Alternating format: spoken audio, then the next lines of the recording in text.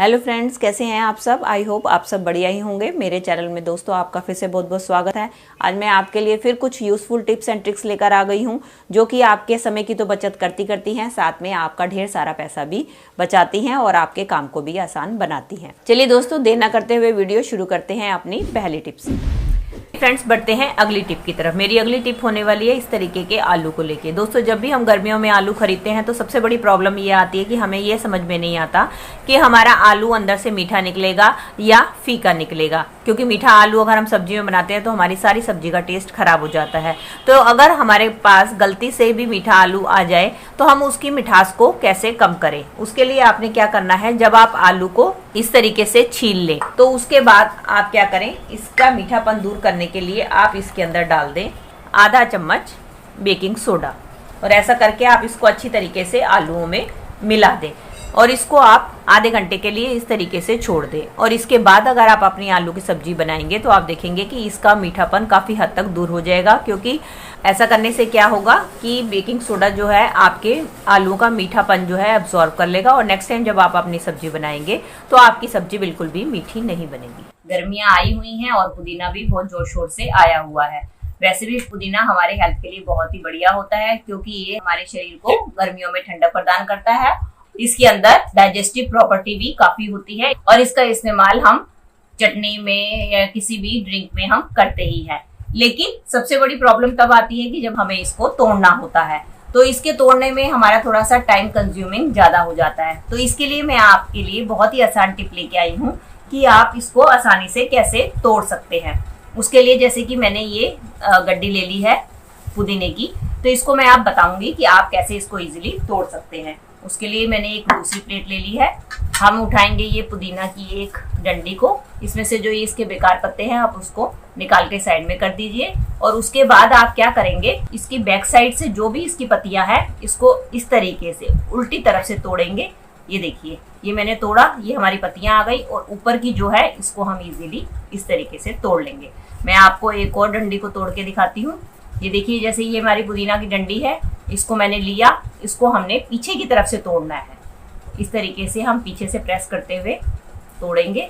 ये देखिए, हमारी पत्तियां इजीली टूट गई और आगे वाले को हम इस तरीके से तोड़ देंगे। इसकी मदद से आप ढेरों पुदीना मिनटों में ही तोड़ सकते हैं, जिससे कि आपको कोई भी दिक्कत नहीं आने वाली है। चलिए फ्रेंड्स, मेरी अगली टिप होने वाली है देसी घी की शुद्धता को लेकर। इससे रिलेटेड वैसे मैंने एक फुल वीडियो बनाई हुई है, अगर आपने नहीं देखी है तो आप मेरे चैनल पे जाकर देख सकते हैं। आज मैं आपको एक और तरीका बताने वाली हूँ कि आप कैसे पहचान सकते हैं कि आपका देसी घी शुद्ध है कि नहीं है। जो घर पे हम घी निकालते हैं वो तो शुद्ध होता है, लेकिन कई बार हमें बाजार से लाना पड़ता है तो हमें पता नहीं चल पाता है कि वो हमारा घी शुद्ध है कि नहीं है। तो उसको पहचानने के लिए बहुत ही आसान तरीका है। आपने क्या करना है, आपने लेना है किसी बर्तन में थोड़ा सा पानी। ये देखिए, मैंने एक बर्तन में पानी ले लिया है। अब हम क्या करेंगे, अब हम इसके अंदर डालेंगे अपने घी को। ये देखिए दोस्तों, मैं घी डाल रही हूँ।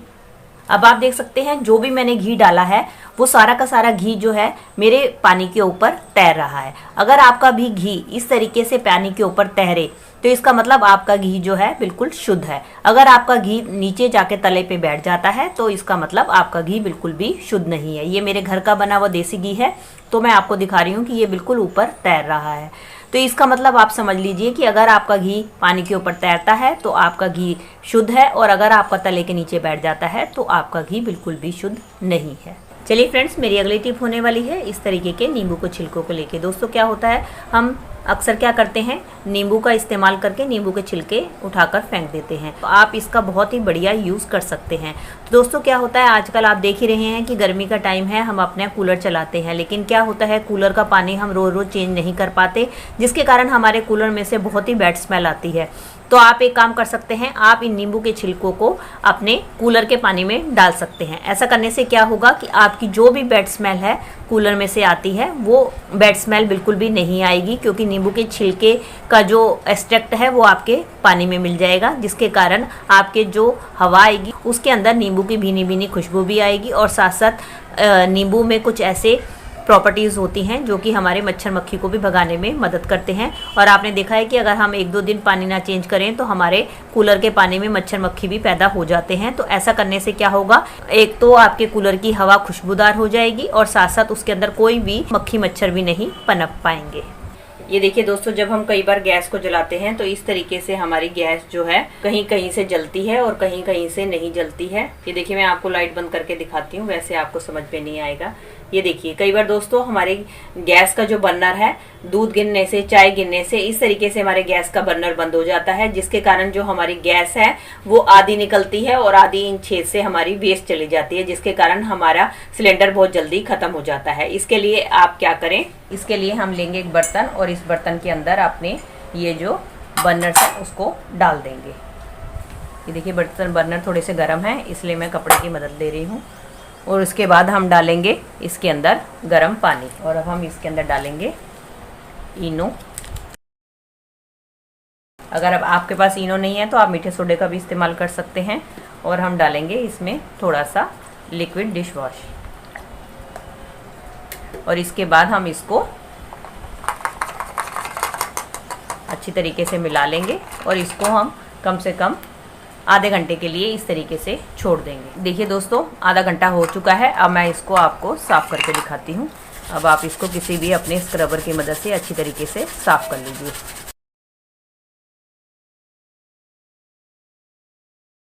ऐसा करने से क्या होगा, इसके अंदर जितनी भी गंदगी लगी हुई है और इसके जितने भी होल्स हैं जो कि हमारी चाय कॉफ़ी गिरने से या हम जब भी बैंगन वगैरह को भूनते हैं उसका जो पानी गिर जाता है उसके कारण जो इसके होल बंद हो जाते हैं वो इसकी मदद से इजीली खुल जाएंगे और हमारा बर्नर एकदम साफ हो जाएगा। ये देखिए, हमारा पानी कितना गंदा हो चुका है, अगर आपको दिखाई दे रहा हो तो।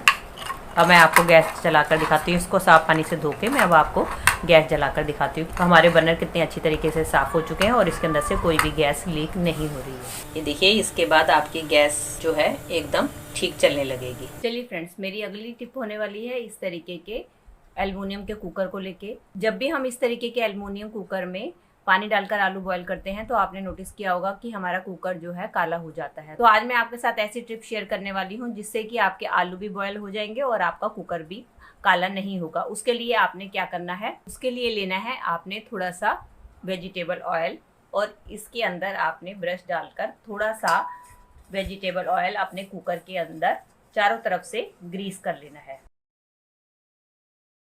इसके बाद आलू डालकर आप कुकर में बॉयल करेंगे तो आप देखेंगे कि आपका कुकर बिल्कुल भी काला नहीं होगा और आपके आलू भी बहुत अच्छी तरीके से बॉयल हो जाएंगे। चलिए फ्रेंड्स, बढ़ते हैं अगले हैक की तरफ। मेरा अगला हैक होने वाला है इस तरीके के प्लास्टिक लिड्स को लेके, जो कि अक्सर हमारे घर में काफ़ी सारी पड़ी होती हैं। इससे रिलेटेड पहले भी मैं एक वीडियो शेयर कर चुकी हूँ। आज इससे रिलेटेड एक और टिप आपके साथ शेयर करने वाली हूँ कि आप इसका इस्तेमाल कैसे कर सकते हैं। उसके लिए आप कोई भी इस तरीके की प्लास्टिक लिड ले लीजिए और इसके बाद हमने क्या करने हैं, हमने इसके ऊपर छोटे छोटे से होल कर देने हैं सुई की मदद से। ये देखिए, मैंने इसके अंदर छोटे छोटे होल कर दी हैं सुई की मदद से। आई होप आपको दिखाई दे रहे होंगे।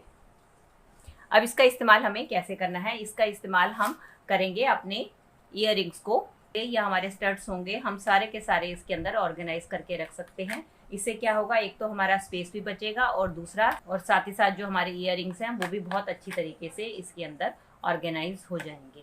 चलिए फ्रेंड्स, मेरी अगली टिप होने वाली है इस तरीके के तवे को लेके। जब भी हम वॉश करके तवे को रोटी डालते हैं तो आपने देखा होगा पहली रोटी हमारी अक्सर जो है तवे के साथ चिपक जाती है।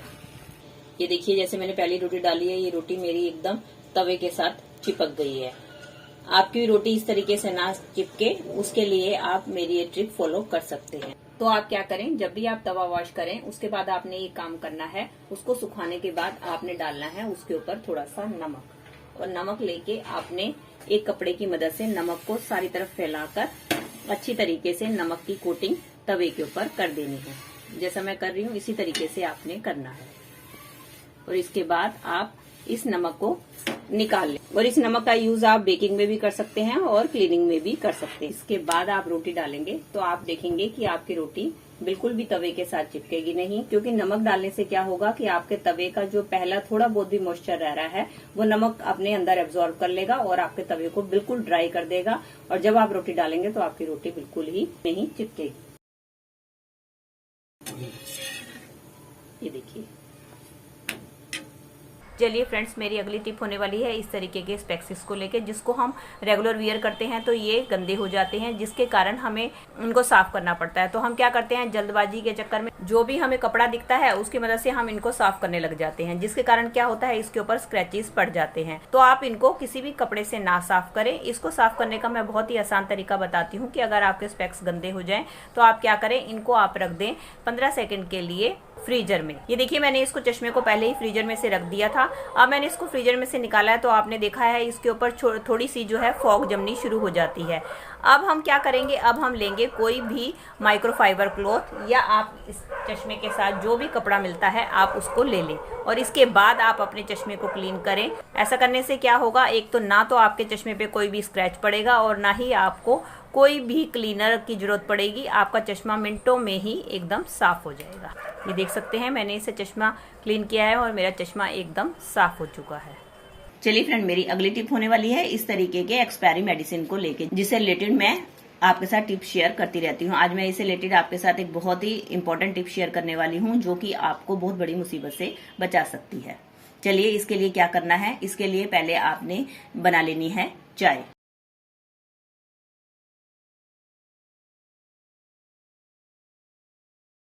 चलिए फ्रेंड्स, अब इस चाय को हम अपनी एक कटोरी में छान लेंगे।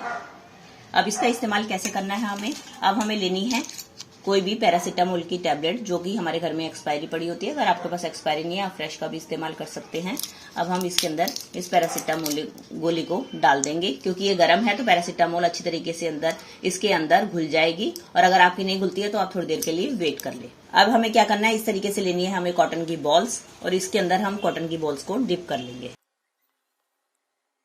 चलिए, इसका इस्तेमाल कहाँ करना है ये भी मैं दिखाती हूँ। दोस्तों, जब भी हम रात के समय पे लाइट बंद कर देते हैं तो आपने देखा होगा कॉकरोचेस, कीड़े मकोड़े हमारे गैस के ऊपर, हमारी गैस स्लैब के नीचे सब जगह आने शुरू हो जाते हैं, जो कि हमारे खाने को इन्फेक्टेड कर देते हैं। वो खाना हमारे शरीर के लिए बहुत ही हानिकारक होता है। तो आपने क्या करना है, ये जो हमने बॉल्स बनाई हैं, इस बॉल्स को आपने गैस के ऊपर, गैस के नीचे, जहां भी आपके कॉकरोचेस आते हैं वहां पर आपने इस बॉल्स को रख देना है। ऐसा करने से क्या होगा, एक तो कैफीन इसके अंदर है, क्योंकि चाय के अंदर कैफीन होती है। कैफीन के कारण जो है कीड़े मकोड़े कॉकरोचेस अट्रैक्ट होंगे, और ये मीठी भी है क्योंकि हमने इसमें शुगर भी डाली है चाय में, तो उससे ये अट्रैक्ट होकर इसको खाएंगे और पैरासीटामोल के कारण वो खाकर मर जाएंगे, और धीरे धीरे इस तरीके से आपके घर से कॉकरोच और कीड़े मकोड़े का खात्मा हो जाएगा। फ्रेंड्स, मेरी पहली टिप होने वाली है इस तरीके की टी शर्ट्स को लेके, जिसके ऊपर कोई ना कोई इस तरीके से प्रिंट बना होता है। लेकिन जब हम इनको वॉश करते हैं तो हमें इनको अक्सर जो है उल्टा करके वॉश करना पड़ता है, क्योंकि अगर हम इसको सीधा करके वॉश करें तो इसका प्रिंट खराब हो जाता है। लेकिन उल्टा करके वॉश करने में एक दिक्कत आती है कि जब हम इसको उल्टा करके वॉश करते हैं तो इसके इस तरीके से स्लीव्स के ऊपर आपने देखा होगा कि इस तरीके से रुएं इकट्ठे हो जाते हैं, जो कि जब हम पहनने लगते हैं तो ये देखने में काफी बुरे लगते हैं। तो आपने क्या करना है, जब भी आप उल्टा करके टी शर्ट को धोएं और इस तरीके से अगर आपके टी शर्ट्स के ऊपर रुएं आ जाएं तो आपने क्या करना है, लेना है कोई भी टूथब्रश, और ये टूथब्रश जो है एकदम सॉफ्ट ब्रिसल वाला होना चाहिए। उसके बाद आपने लेकर इजिली इस तरीके से उसको हटा देना है। ऐसा करने से आप देखेंगे कि आपके टी शर्ट्स के ऊपर कोई भी रुएं आएंगे तो आप टूथब्रश की मदद से इजिली रिमूव हो जाएंगे। चलिए फ्रेंड्स, बढ़ते हैं अगली टिप की तरफ। मेरी अगली टिप होने वाली है हेल्थ से रिलेटेड। दोस्तों, कई बार क्या होता है कि हमें गले दर्द की प्रॉब्लम आ जाती है, जिसके कारण हमारे काफ़ी गले में दर्द होता है। हम कोई भी चीज़ खाते हैं, निगलते हैं तो काफ़ी गले में पेन होता है। तो उस पेन को दूर करने के लिए हम ज़्यादातर एलोपैथिक दवाइयों का यूज़ करते हैं, जो कि हमारे लिए काफ़ी नुकसानदायक होती हैं। तो उसके लिए मैं आपको बहुत ही दादी नानी के ज़माने का एक आसान सा टोटका बताने वाली हूँ, जिसके लिए आपको कुछ नहीं करना। उसके लिए आपने लेना है ग्लास में पानी। जो भी आप पानी पीते हैं वो वाला पानी आप ले लीजिए, ग्लास आपका कोई भी हो सकता है। फिर आपने लेना है एक नाइफ, और नाइफ की मदद से आपने ग्लास के अंदर इस तरीके से 8-10 बार आपने कट लगा देने हैं। ये एक टाइप का टोटका है। ऐसा करने के बाद आप इस पानी को पी लीजिए। ऐसा करने के बाद आप देखेंगे 2-3 टाइम के ही बाद आपके गले का दर्द ठीक हो जाएगा, और आपको महंगी महंगी दवाइयाँ, एलोपैथिक दवाई का सेवन नहीं करना पड़ेगा। इसी टोटके से आपका गले का दर्द धीरे धीरे ठीक हो जाएगा। चलिए फ्रेंड्स, मेरी अगली टिप होने वाली है इस तरीके के ब्लाउजेस को लेके। दोस्तों, जब भी हम गर्मियों में साड़ी वियर करते हैं तो आपने देखा है कि हमारे अंडर आर्म्स के नीचे काफ़ी सारा पसीना आता है, जिसके कारण क्या होती है, हमारी अंडर आर्म्स जो है सारी की सारी गीली हो जाती हैं। और अगर हम उसको इसी तरीके से छोड़ दें तो क्या होता है कि हमारे यहाँ पे सारा निशान पड़ जाता है, जो कि देखने में बुरा लगता है और इसके अंदर से बहुत ही ज़्यादा बैड स्मेल भी आनी शुरू हो जाती है।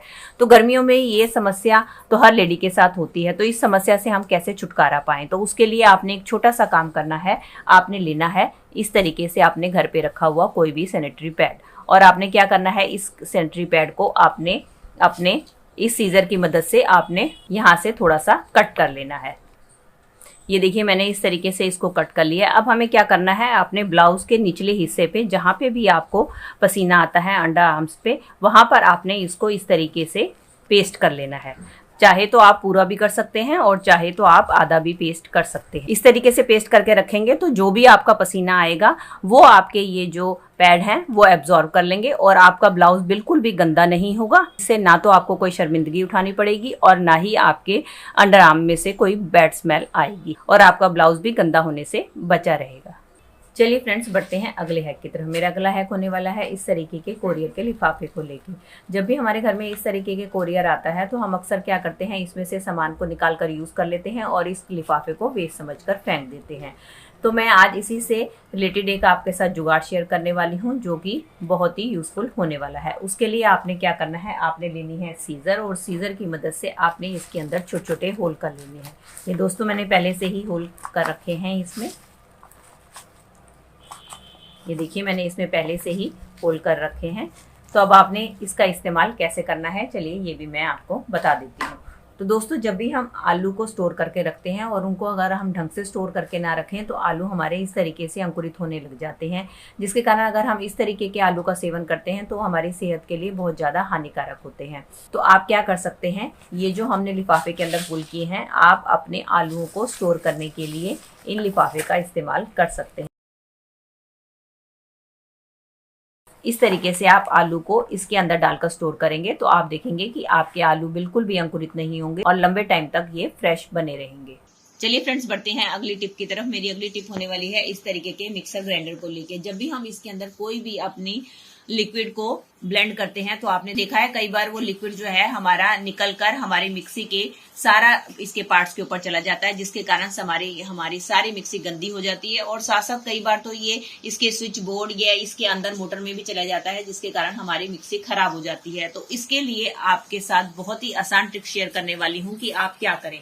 तो उसके लिए आप लें इस तरीके से रबर बैंड, और आपने क्या करना है, रबर बैंड लेकर आपने मिक्सी के चारों तरफ इस तरीके से रबर बैंड को चढ़ा देना है। ये देखिए मैंने इस तरीके से रबर बैंड को चढ़ा दिया है। अब इसका फायदा क्या होगा, जब भी आप मिक्सी में कोई भी चीज ब्लेंड करेंगे तो उसमें से गिरेगी तो रबर बैंड के थ्रू जो है आपकी जो लिक्विड है वो आपके ना तो स्विच बोर्ड में जाएगा और ना ही इसके मोटर के अंदर जाएगा। एक तो इससे इसका यहाँ पर लिक्विड रुक जाएगा और दूसरा रबर बैंड हमारी आपने देखा है इस तरीके से टॉवल की बनी हुई होती है, जिसके कारण वो जो है लिक्विड इसको एब्जॉर्ब कर लेगी और आपके मिक्सी को ये ना तो गंदा होने देगी और ना ही आपके मिक्सी को खराब होने देगी। चलिए फ्रेंड्स, मेरी पहली टिप होने वाली है इस तरीके की सब्जियों को लेके। दोस्तों, कई बार क्या होता है कि हमें मार्केट में सस्ती सब्जियां मिलती है तो हम ढेर सारी सब्जियां ले आते हैं, लेकिन कई बार हम उनको ढंग से स्टोर नहीं कर पाते, जिसके कारण हमारी सब्जियां इस तरीके से मुरझा जाती हैं, जिनको कि हमें काटने में भी दिक्कत आती है और ये खाने में भी स्वादिष्ट नहीं लगती है। ये देखिए मेरी भिंडी भी सारी की सारी मुरझा गई है। तो इन सब्जियों को हम कैसे फ्रेश कर सकते हैं, उसके लिए बहुत ही आसान ट्रिक मैं शेयर करने वाली हूँ। उसके लिए आपने एक लेना है बर्तन और इसके अंदर आपने लेना है चिल्ड पानी, और इसके अंदर अब हम डालेंगे थोड़ा सा विनेगर। अगर आपके पास विनेगर नहीं है तो आप नींबू का भी इस्तेमाल कर सकते हैं। बाकी आप विनेगर की क्वांटिटी अपने सब्जियों के हिसाब से कम ज्यादा कर सकते हैं। अब हम क्या करेंगे, अपनी भिंडी को इसके अंदर डालकर 10-15 मिनट के लिए छोड़ देंगे और 10-15 मिनट के बाद मैं आपको दिखाती हूँ कि हमारी भिंडी फ्रेश हुई है कि नहीं। ये देखिए दोस्तों, 10-15 मिनट हो चुके हैं मुझे भिंडी को भिगोए हुए। अब मैं आपको दिखाती हूँ कि ये कितनी फ्रेश हो चुकी है। आपको ऐसा समझ में नहीं आएगा, मैं आपको पुरानी भिंडी भी दिखाती हूँ। ये देखिए मैंने कुछ भिंडी बचा ली थी ताकि मैं आपको दिखा सकूं उस भिंडी में और इस भिंडी में कितना अंतर है। ये देखिए पुरानी भिंडी कैसे मुरझाई पड़ी है, ये आप देख सकते हैं कैसे मुरझा रही है। और अब ये जो भिंडी है ये कितनी फ्रेश हो चुकी है। अब आपको दिख ही रहा होगा साफ अंतर कि कितनी फ्रेश है। और अब मैं आपको इसको तोड़कर भी दिखाती हूँ, ये हमारी कितनी फ्रेश हो चुकी है। फ्रेंड्स, मेरी पहली टिप होने वाली है इस तरीके के कटलरी स्टैंड को लेके, जिसके अंदर जब हम अपनी कटलरी को होल्ड करते हैं या कटलरी को रखते हैं तो आपने ये नोटिस किया होगा जब हम इसके अंदर अपने चम्मच फोक वगैरह रखते हैं तो वो चम्मच फोक जो है इसके साइड्स में ये खुला होने के कारण इसमें से निकल जाते हैं, जिसके कारण हमें काफी परेशानी होती है और हमें बार बार इसके अंदर डालकर रखने पड़ते हैं। तो उसके लिए बहुत ही बढ़िया ट्रिक शेयर करने वाली हूँ। तो आप क्या करें, उसके लिए आप कोई भी इस तरीके की बॉटल लें। बॉटल को आप अपने कटलरी होल्डर के हिसाब से देख लें कि अगर आपका बड़ा है तो आप बड़ी बोतल लें, अगर आपका कटलरी होल्डर छोटा है तो आप छोटी बोतल का इस्तेमाल करें। ऐसा करने के बाद क्या करें, आप इसको इस तरीके से इसके साइज के हिसाब से लंबाई में कट कर लें। इस तरीके से बोतल को कट करने के बाद अब हम क्या करेंगे, इस बोतल के जो कटा हुआ हिस्सा है हम अपने कटलरी होल्डर के अंदर डाल देंगे। ये देखिए मेरी बोतल थोड़ी सी छोटी थी इसलिए आपको साइड में गैप लग रहा होगा। आप अपनी जो कटलरी होल्डर के हिसाब से बड़ी बोतल को ही ले। इसके बाद अगर आप इसके अंदर इस तरीके से स्पून वगैरह डालकर रखेंगे तो आप ये देखेंगे कि स्पून इसके अंदर टिके रहेंगे, आपके इन ये जो साइड्स की जो खाली जगह है उससे बिल्कुल भी बाहर नहीं आएंगे और आपका टाइम भी काफी सारा बच जाएगा। और अगर आपके पास छोटी बोतल जैसे मैंने ली है तो आप जो थोड़े बहुत बड़े वाले स्पून्स या हमारी कड़छी होती हैं उनको आप इसके साइड में डालकर भी रख सकते हैं, क्योंकि ये कड़छी चम्मच जो बड़े वाले होते हैं वो हमारे इसके साइड में से निकलते नहीं है। चलिए फ्रेंड्स, बढ़ते हैं अगले हैक की तरफ। अगले हैक मेरा होने वाला है इस तरीके के पॉलिथीन्स को लेके। दोस्तों, हमारे घर में इस तरीके से ढेर सारे पॉलिथीन इकट्ठे हो जाते हैं तो हमें इनको ऑर्गेनाइज करके रखना पड़ता है और इसके लिए बाजार से महंगे ऑर्गेनाइजर हम खरीदते हैं। तो हम घर पे ही क्यों ना कोई जुगाड़ लगाएं और इसको एक ऑर्गेनाइजर तैयार करें। उसके लिए आप इस तरीके से कोई भी एक बड़ा पॉलिथीन ले लें और अब हमें क्या करना है, अब हमें इस पॉलिथीन को इस तरीके से बीच में कट करना है और कोई भी गोल चीज ले ले आप, इसकी मदद से आप इसको सेंटर में इस तरीके से कट कर ले। तो देखिए दोस्तों, मैंने इसको इस तरीके से गोल काट लिया। अब हम क्या करेंगे दोस्तों, हमारे जितने भी पॉलिथीन्स हैं हम इसके अंदर डाल देंगे और अब हम इसको अपने घर में जहां भी आपने ऑर्गेनाइज करके रखना है वहां पे ऑर्गेनाइज करके रख दें और जब अभी आपको जरूरत होगी तो आप इसमें से पॉलिथीन निकाल लेंगे। इससे क्या होगा, आपके एक जगह आपके पॉलिथीन ऑर्गेनाइज भी रहेंगे और आपके देखने में भी बुरे नहीं लगेंगे। चलिए फ्रेंड्स, मेरी अगली टिप होने वाली है इस तरीके के टी स्टेनर्स को लेके, जिसको कि रेगुलर इस्तेमाल के बाद आपने देखा होगा कि इसके अंदर की जो ये जाली होती है वो धीरे धीरे इस्तेमाल के बाद इस तरीके से कट फट जाती है। तो हम क्या करते हैं, इस स्टेनर को उठाकर फेंक देते हैं। तो आज मैं इसी स्टेनर से आपको बहुत ही बढ़िया जुगाड़ बताने वाली हूँ कि आप इसका इस्तेमाल कैसे कर सकते हैं। इसके लिए आपने क्या करना है, ये जो जाली है इसको आपने इस स्टेनर से अलग कर देना है। हो गया। चलिए फ्रेंड्स, ये देखिए मैंने इसको अंदर से बिल्कुल खाली कर लिया है, इसकी जाली को हटा दिया। अब हम क्या करेंगे, ये वाले पोर्शन से हम इसको धीरे धीरे बेंड करेंगे। ये देखिए मैंने इसको इस तरीके से बेंड कर लिया है। अब इसका इस्तेमाल कैसे करना है चलिए ये भी देख लेते हैं। तो ज्यादा गंदा आ रहा नहीं, चलो हाँ, मिक्सी को थोड़ा ऊपर को सील ले, नीचे को कम ले। तो दोस्तों, जब भी कभी हम मिक्सी में काम करते हैं तो आपने देखा है कि इस तरीके से हमारी मिक्सी की वायर बिखरी रहती है। तो इसको ऑर्गेनाइज करने के लिए हम इस तरीके के ऑर्गेनाइजर का, जो कि हमने छन्नी की मदद से तैयार किया है, इस्तेमाल करेंगे। अब हमने क्या करना है, इसके जो बैक साइड पे मैंने इस तरीके से दिया है, अब हम इसको अपने मिक्सर ग्राइंडर के ऊपर लगा देंगे। अब हमारी ये जो वायर है इसको हम ऑर्गेनाइज करके अच्छी तरीके से